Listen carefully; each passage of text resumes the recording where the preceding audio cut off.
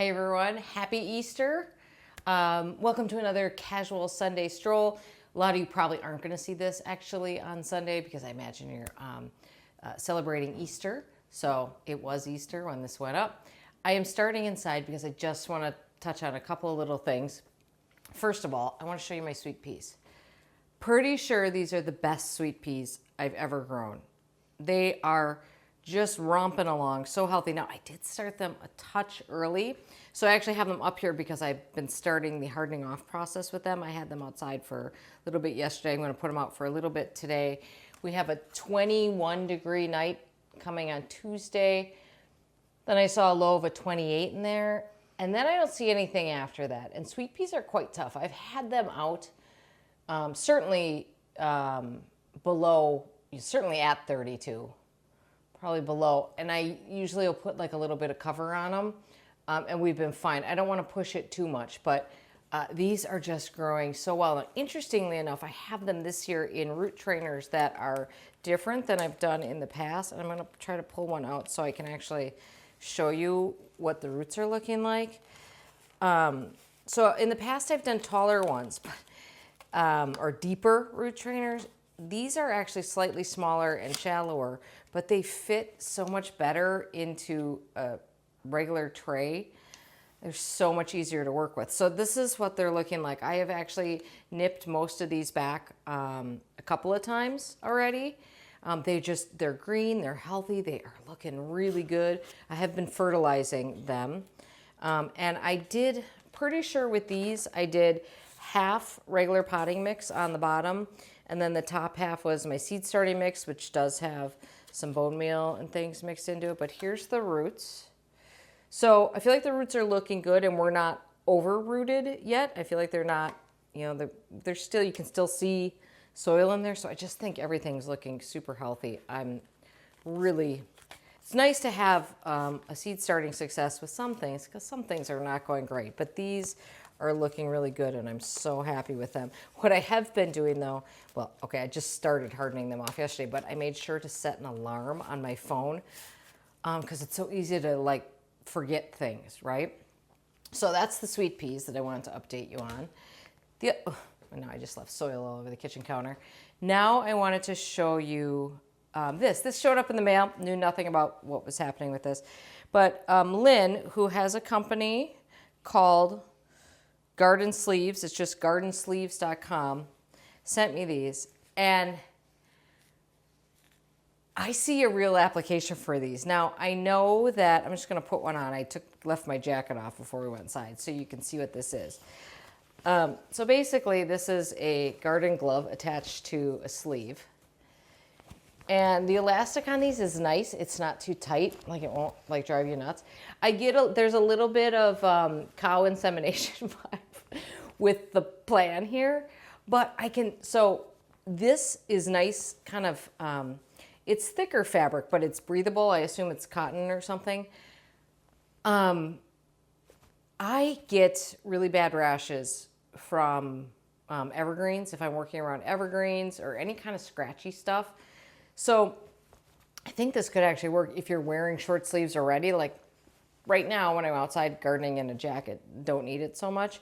But when I'm out there in a t-shirt or whatever, I feel like this would really work. Anyway, I just want to show you this. It was nice that Lynn sent those to me. I think it's kind of certainly there are I know there are sleeves you can buy and put on your arms, and they're great for UV coverage. I've never really felt the need for something that, I don't see myself wearing something like that all day long, but I could see myself putting these on for a pruning job or working for quick jobs because they're pretty easy on and off. Anyway, cool idea. Thanks, Lynn, for sending those. Let's go outside. I want to show you some stuff. Hi, Fergus.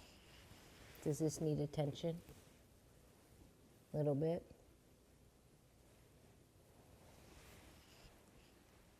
It's my guard cat. Okay, are you good then, sir? Okay.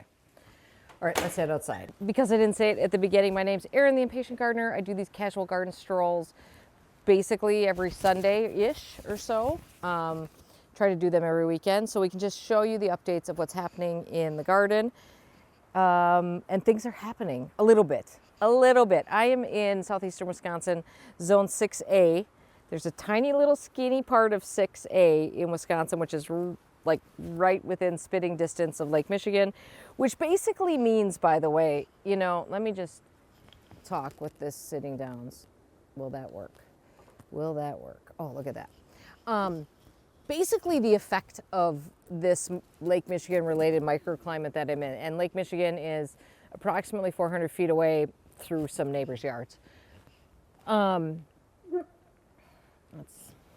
Darwin. The effect of that is that, like, when they predict that 21 degrees coming up on Tuesday, it probably won't get 21 degrees. Our low is generally warmer because we basically are very affected by the temperature of the lake. It also means, though, that my spring is generally colder in general. So the lowest parts are warmer, but we never really get warm until forever, basically, for a very long time. Because Lake Michigan is pegged at, I don't know, if I had to guess right now, I'd say it's probably in the low 40s, maybe. So that really obviously affects the temperature, and it just takes a long time for that body of water to warm up, and therefore it warms up slowly in my yard. Let's look around. Good morning, Darwin.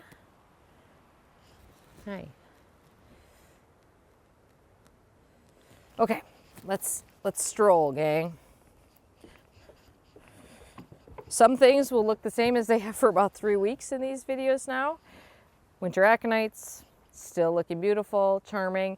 I just love these. Aranthus is the botanical name there.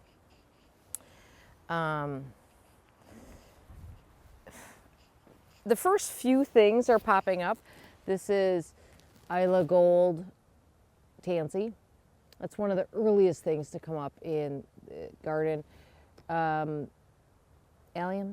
I suppose. There's a lot of bulbs in there. No sign of poppies yet, which is not surprising. Oh, we are seeing all around the garden these little purple leaves. That's Virginia bluebells, and they are prolific around the garden, and I love them. We've been looking at this daffodil for, oh my God, 6 weeks now. Okay, we're starting to see a little bit of color on those buds. One of these days it's going to be open and it'll be glorious. Still have not dealt with that climbing rose, possibly this week or this weekend. Where should we go first? Where shall we go? I'll just start over here briefly to show you one of the many stands of geranium macrorhizum that I have around, big root geranium. So it's kind of semi-evergreen here, but it is certainly, and I never cut it back really, but it is certainly one of the very first things to start greening up. But just one of the many reasons why it's, you know, right up there with my favorite ground cover plants. The chives in the chive hedge are starting to emerge. So you can see here all the little chives are coming up. There is a grouping, excuse me, Darwin. Move your, hi, can you move your butt? Thank you. This grouping of chives right here is a different variety. All of these were divisions from my mom's garden, but at some point, that little clump is a different variety because it comes up faster, grows faster, blooms earlier. It's quite interesting to me. I don't know how that happened, but lots of things coming up in this garden. We sort of looked at this last week. That's Crown Imperial Fritillary coming up there. If you missed it, this garden has been kind of stripped down to bare soil because we had masons working on the chimney and they blew everything off, so they blew off a lot of soil. There's really, I am feeling the need. Now the garden is messy enough that it's starting to bother me. Like this is, now I want to get in here and clean this out. There's so many leaves. Also, last year in this particular area, I had Carol, who helps me from time to time. She cleaned this area up, and she found 2 garter snakes in there. I would like to clean that up before the garter snakes are hanging out in there, because I'm not going in there if they're in there. I know they're just garter snakes. I am petrified of snakes. I'm not interested in any part of them. And if we can all just avoid each other, we'll be fine.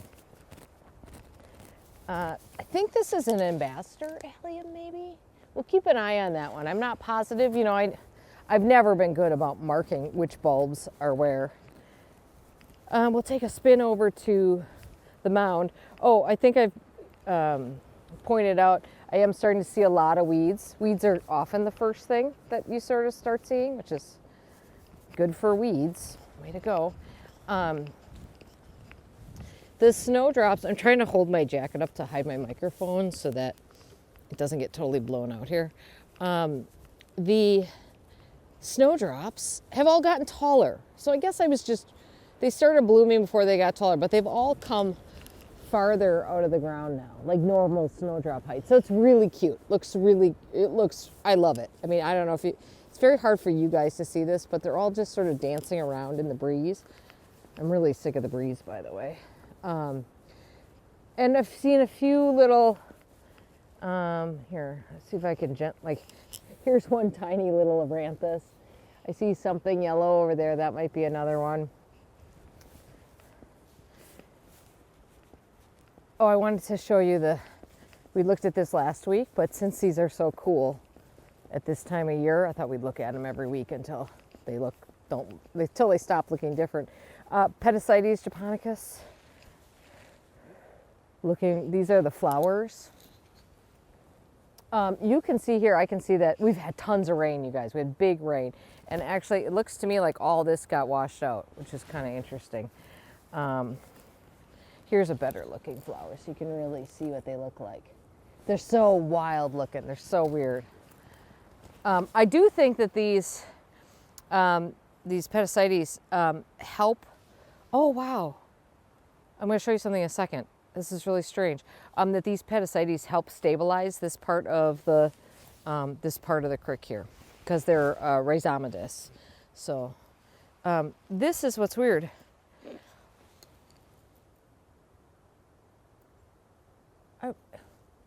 What is that?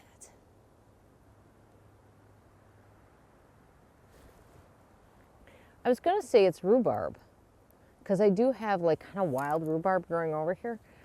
But is that petasites? Maybe those are the leaves. Maybe, actually, those might be the petasites leaves. I bet they are. I bet these are ones that, yes, that must be what it is, because it's all through here. I guess I just forgot what it looks like when the leaves start coming out. Because here's another one over here. So apparently, oh, okay. Still figuring out how this plant works, like live on YouTube. All right, so these are the flowers. The leaves come up separate. The leaves are not necessarily connected to the flower, so that's what that is. All right, sorry for the utter confusion in my brain during that process. More geranium macrorrhizum. You guys, if you watch the channel a lot, you know that a lot of times I use this as a placeholder.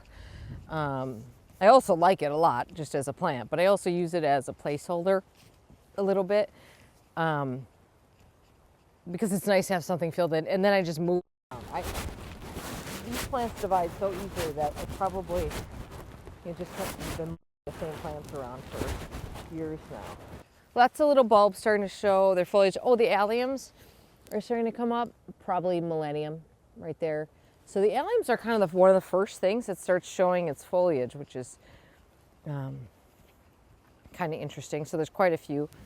Okay, we're back up on the deck because I was just inside editing the video, and at some point over in this part of the garden, the audio just went to heck. And I know there's nothing more annoying than terrible audio, so I just came back out here just to, I'm going to do an abbreviated version of what I showed you that got messed up in the audio. So we're just going to reshoot quickly because I'm not going to try to make you guys listen. I can't stand bad audio. It's so bad. So what I had showed you and what we'll show you now is that you'll see here that we mulched this whole hornbeam hedge back here.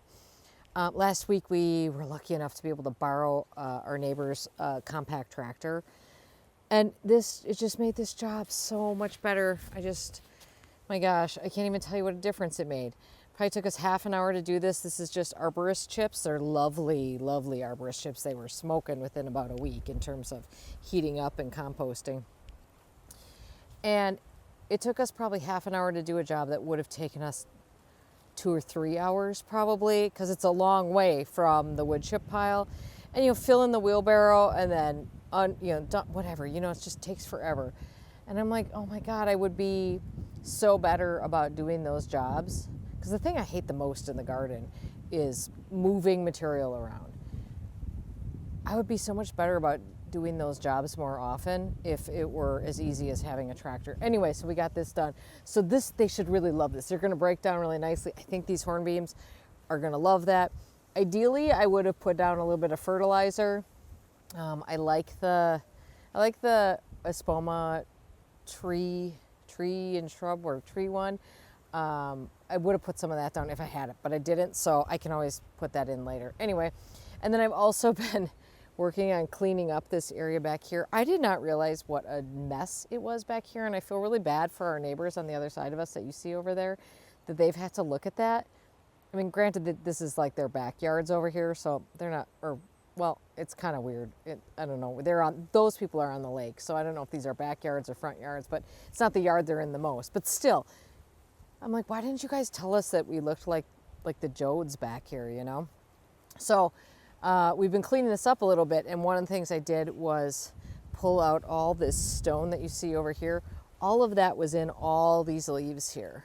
And so we pulled out what I needed, so I moved a bunch over for the new garden project, which hopefully you saw the video on that. If not, I'll link to it. Pulled that, unearthed all that, and then everything we didn't take over there, I made a pile over here so we can actually see what we have. But there's so many leaves in here that I would love to just come in here and burn it. I had a tick. I knew it'd be full of ticks over there, and sure enough, I found a tick in my arm after that. We both took our clothes off and showered after it, and even then I still had a tick already in my arm by the time I got to the shower. So I'd love to clean this up a little bit more back here just to keep, it's just so messy, and it just creeps me out with the tick situation. We still have to deal with the wood pile. The wood pile is a problem, so we have to deal with that. And then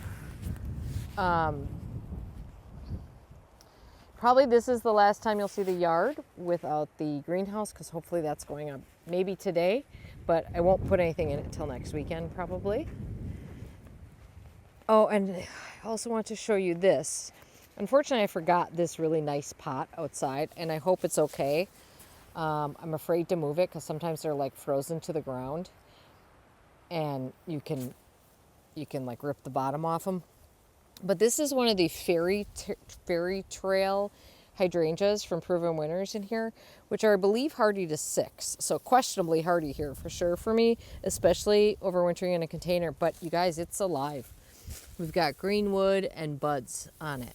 Not all this. I'm sure there's some dead wood in here, but this branch, I scraped it yesterday. It's green. We've got buds on, so that's pretty cool. Oh, this is Oridenia Fusion of Fire coming up. So I'm excited that that's doing well. That's a cool plant. I did prune my Rosa glauca right there. So first time I've ever pruned that. So probably was time for that. Gave that a bit of a, it's a rose that rose can handle a bit of shade. Obviously, as you can see, it's in a little bit of shade there. Like a half day. So that's kind of, it is a beautiful rose. The foliage is gorgeous on it. Absolutely stunning. I'm trying to think what else I sort of ran through in this area. Oh, well, now since it's later, since I started, you can see that the aranthus is open now because it's been sunny. See, the aranthus is open. It's so pretty. Oh, this, as you can see in here, see all the purple? All of that is Virginia bluebells. They're all through here. I did prune those limelights yesterday, partly because it was protected from the wind. So I got that job done, and we are going to have a hydrangea pruning video coming. I know the world needs another hydrangea pruning video, like it needs a hole in the head, but this one's different. I promise. It's a little bit of a It's going to have different information than I've ever shared in a hydrangea pruning video. Here's my sweet peas that I showed you before out for there. We're in sort of a protected spot here from the wind. We're getting a little bit of sun, a little bit of protection from the pergola here. But there they are, looking good. That was kind of the main things that I hit on. Sorry, I'm like cutting out like half of the tour because of that. But I got to get on to, here, I got to get on with it because I got to frost a, oh, I just noticed something. Excuse me, that's quite rude. I just noticed something at the neighbor's house. If my neighbors are watching, next door neighbors to my north, your daffodils are starting to come up. We're always on daffodil watch for them because they've got lovely daffodils that were planted by the previous homeowners who built my house, by the way. It's very cool that our house was built by the people who were our next door neighbors when we first moved in. Anyway, ages ago in 1938. I got to frost a cake. That's what I was trying to get to. Obviously, somebody wants to go for a walk too, and that's going to have to wait because my job is to bring the carrot cake to Easter. And so that means I need to make the most delicious cream cheese frosting in the world and frost a big old layer cake for dessert. So that's my next job. You guys have a great day in your garden. Thanks for watching. Oh, and there was two other things that I did tell you in the original version. Number one is that I was on the episode of the Garden Mixer podcast, the April 3rd episode, which you can catch where podcasts are available, or you can see it on YouTube. So that's available. I have not listened to it myself. It's very hard for me to listen to myself. I detest my voice like a lot of people. So I don't often listen to myself like after the fact on podcasts.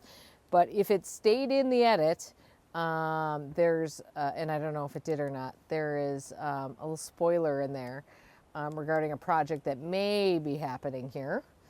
And the other thing is that the Home Depot series that I was in with Epic Gardening, I think we're on episode 4 or 5 now.